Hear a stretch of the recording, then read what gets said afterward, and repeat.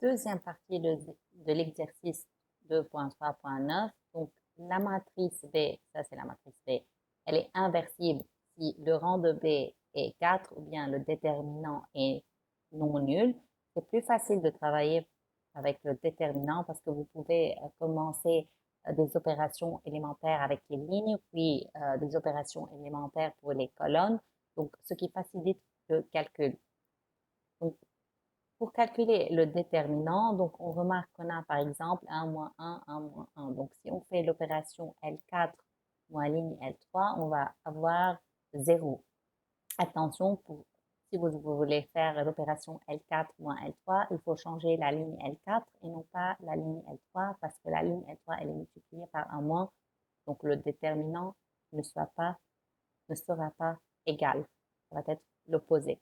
Donc L4 moins L3, on change la ligne L3, on va avoir 2 zéros, puis 1 moins 1 plus x, c'est x, et moins x moins 0, c'est moins x. Donc les trois premières lignes, on ne les change pas. Donc, c'est les mêmes. Maintenant, vous pouvez, par exemple, faire colonne 3 plus colonne 4. Moi, je veux factoriser la dernière ligne par x. Si vous faites colonne 4 par plus colonne 3, à la fin, le résultat de votre déterminant, donc la réponse finale et ma réponse doivent être identiques. Le déterminant, il est unique. Mais les étapes intermédiaires peuvent être différentes. Donc là, on factorise par x. Donc ce qui reste, c'est 0, 0, et puis 1, moins 1. Et les trois premières lignes sont les mêmes. Donc maintenant, on va faire l'opération colonne 4 plus colonne 3 parce qu'on remarque qu'on a donc 1 moins 1 et là aussi, les termes sont égaux. Donc on va avoir 0, 0, 2 moins 2, 1 moins 1, puis 1 moins x plus 0, c'est 1 moins x, et 1 moins 1, c'est 0.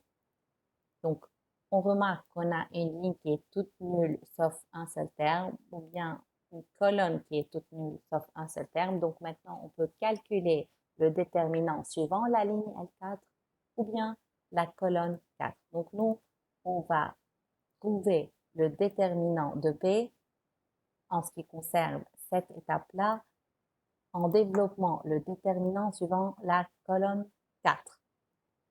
Donc, on a besoin du signe de 1 moins x pour trouver le signe de 1 moins x. Donc, on a plus, moins, plus, moins, plus, moins. Donc, on va avoir moins 1 moins x, et on a déjà le x. Donc, puis, on élimine la troisième ligne, quatrième colonne. Donc, on va avoir le déterminant de cette matrice-là. On a ici, c'est la même.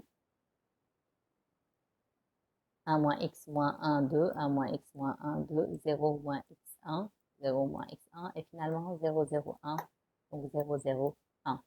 Donc cette nouvelle matrice, elle est triangulaire supérieure. Pourquoi? Vous avez les termes de la diagonale et tout ce qui est en dessous, c'est 0. Donc le déterminant n'est autre que le produit des termes de la diagonale.